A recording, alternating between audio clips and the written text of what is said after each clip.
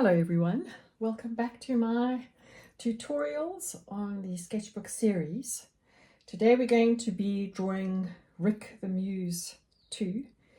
Given me full permission to use these photographs. I absolutely love them because they are very expressive, and his huge beautiful eyes are really great for drawing. I love his expressions because no two are the same, and he has lots of detail on his face that we can get stuck into. So today I'm using Staedtler 2H, a 4B, a piece of kneaded eraser, blending stump, a dust-free, so-called dust-free eraser, and a Tombow Mono eraser as well for the tiny detail. So same as my black one, just has a different color body is all. So let's get down to it. So a lot of people ask or say to me that they're really worried about drawing a portrait as a beginner because they don't know where to start, and they're not quite sure how to get the proportions right. So generally I start at the eyes, as you know, and it's easy to get the proportions right.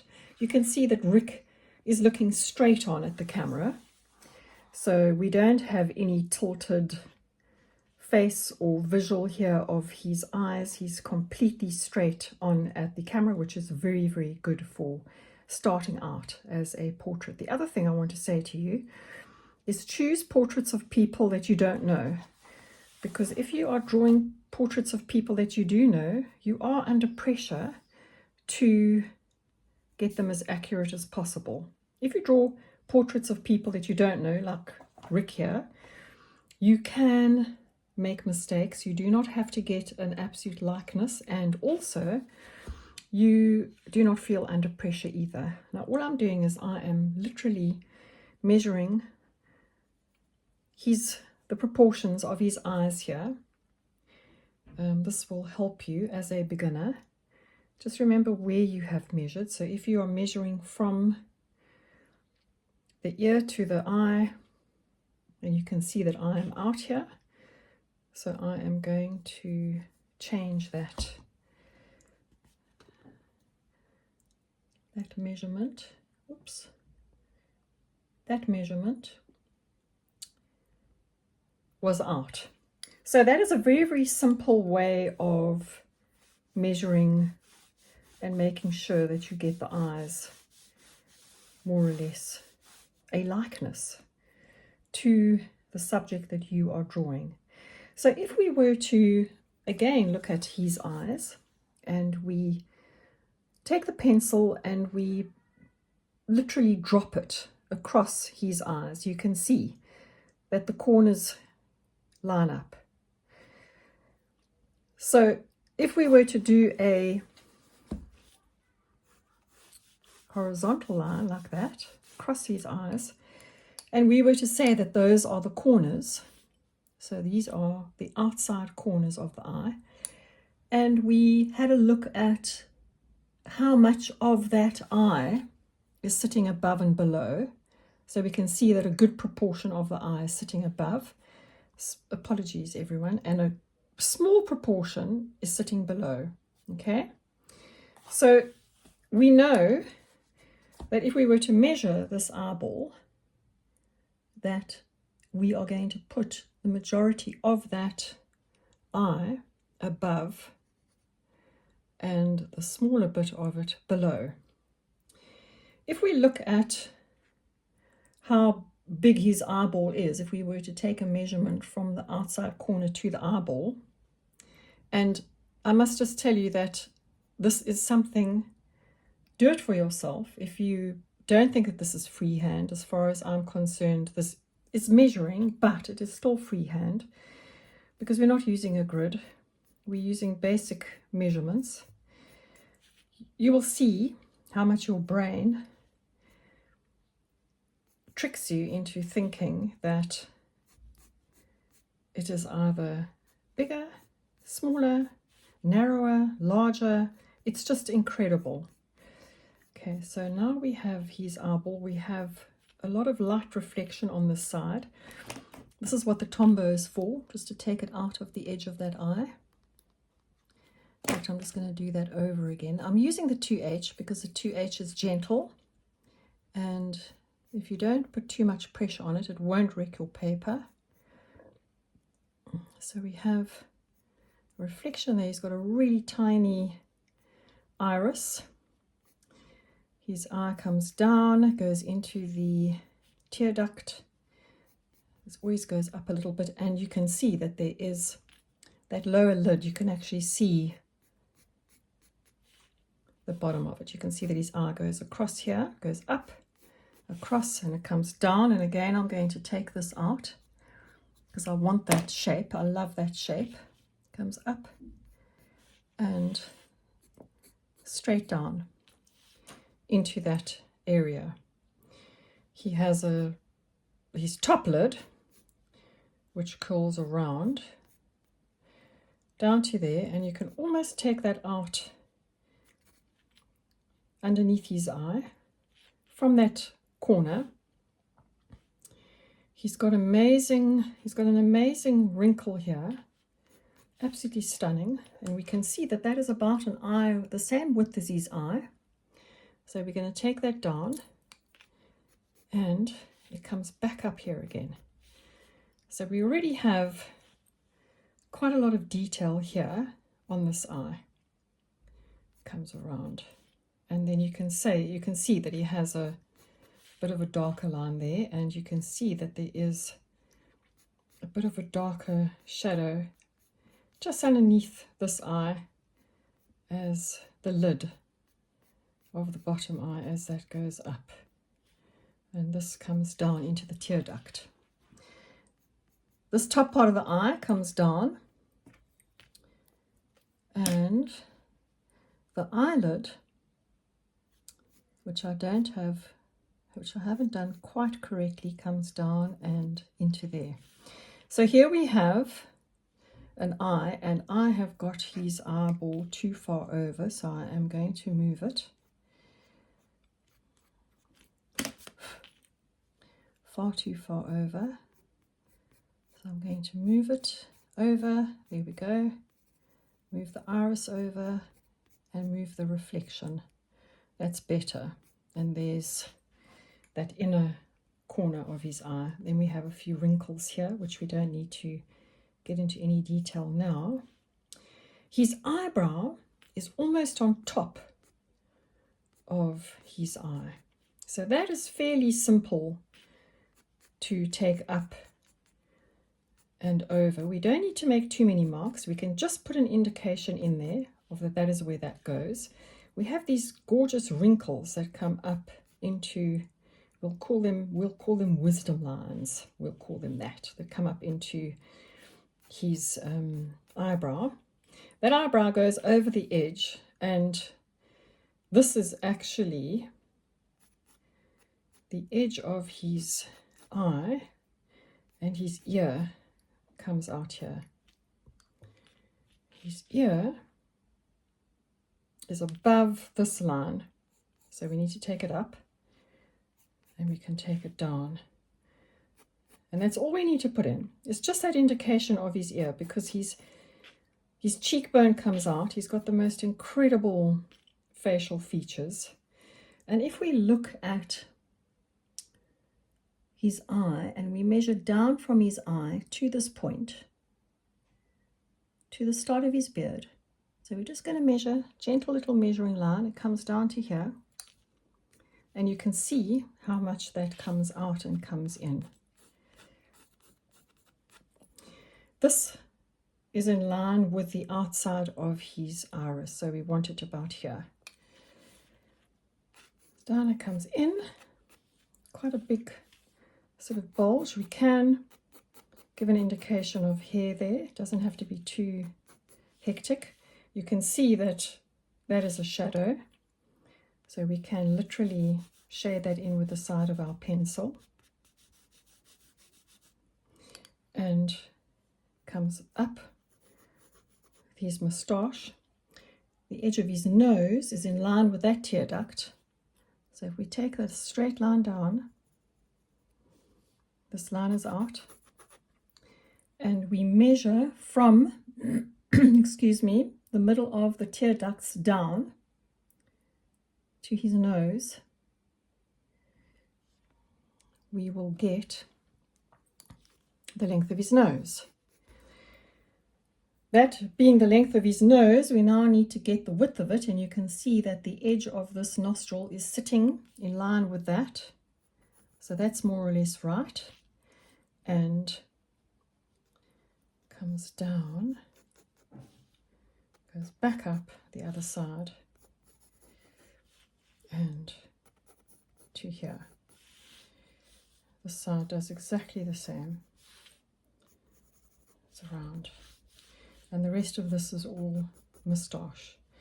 This line comes up here, and there's quite a lot of shadow here. There's a lot of shadow here. He's wrinkling his nose up, so we can literally take those wrinkles down, give that indication of those wrinkles. And on the other side, they're literally coming from his eye, underneath his eye. And if we look here, we've got this incredible dark shadow right next to his eye. On this side, there isn't as much of a shadow. This shape here is beautiful. So if we were to now do that eye on this side, and look at his eye, everybody's eyes, they are a different shape. Each eye on the same face is a different shape. They do get the eyes to look the same with makeup on models, and then sort of throws you. You can see I'm making a huge amount of lines here trying to get this correct, and that is fine because we need to get this eye the same size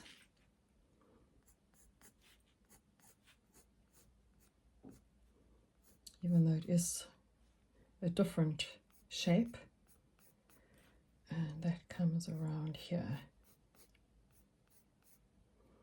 We've got a lot of shadow at the top here, and we have a reflection just above the iris.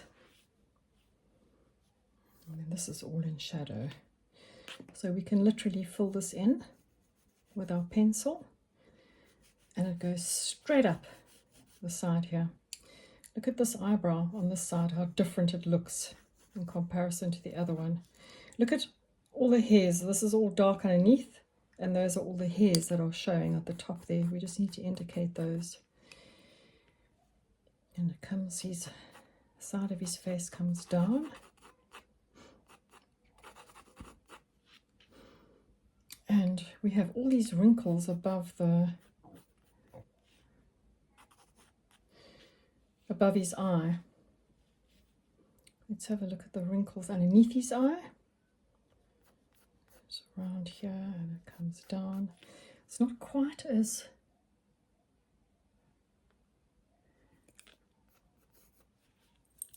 deep as what the other one is, but he does have two very, very predominant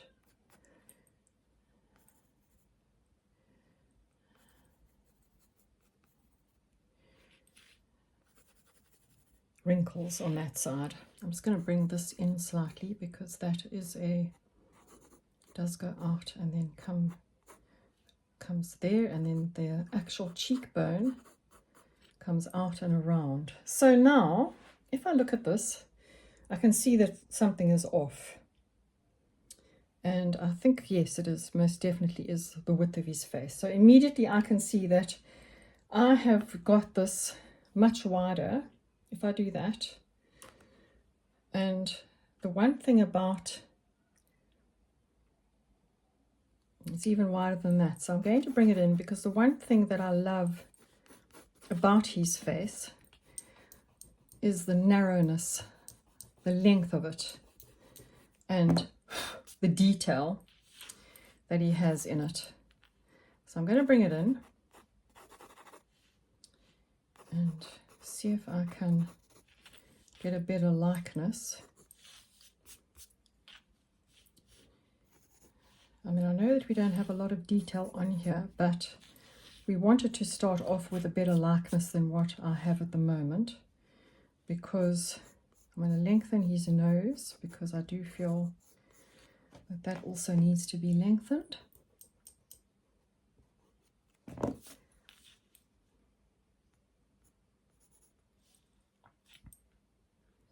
Again, I'm just getting points of reference. Down here.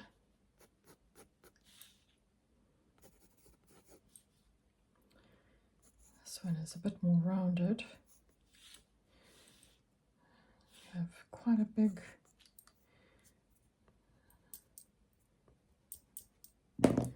big indentation here.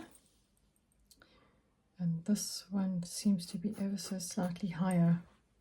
So I'm going to lengthen this down as well, because I feel that my whole drawing is really not representative of what I'm seeing. That's starting to look a lot better. And we start in pencil, and we actually do it like this because it doesn't matter if we make mistakes. We can rectify them. As you see, exactly what I've done here is we rectify as we go along. You should not be feeling any fear at all when trying out these, I would say, quite complicated portraits. You should not be feeling fear at all. So at the moment he's looking a little bit mean, just because I have not obviously finished off a lot of area that we will finish off in the next tutorial. But yeah, if you can carry on by yourself, because I have quite a few tutorials on this sort of drawing and shading and literally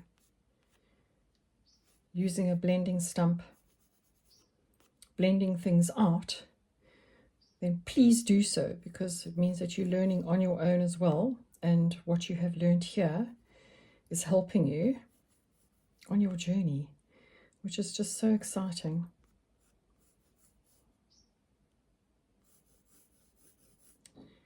So if we put in some of these shadows as I'm doing here, and we have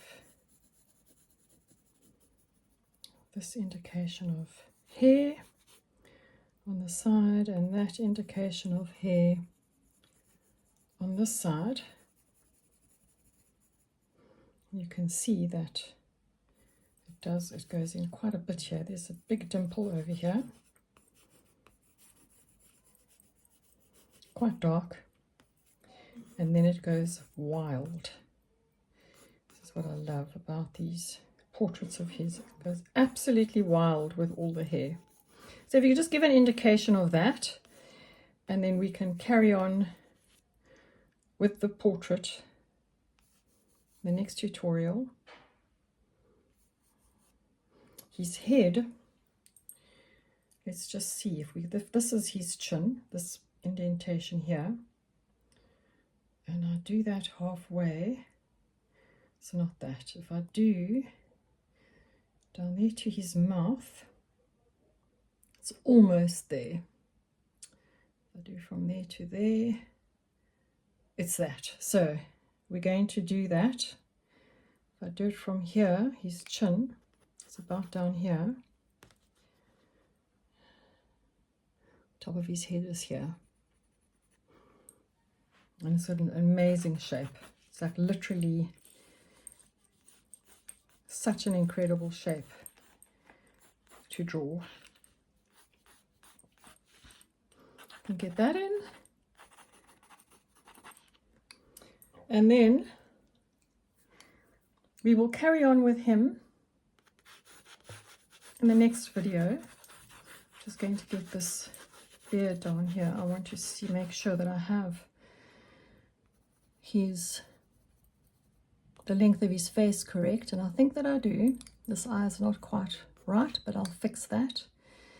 We have shade on the side of his nose here just to get that roundedness. The bottom here, just want to take this out. This is too wide. And we'll carry on in the next tutorial with it. But I think the base of this drawing is looking pretty good.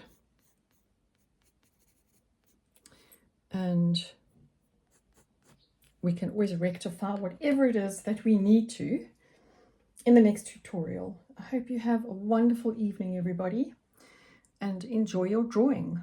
Bye-bye.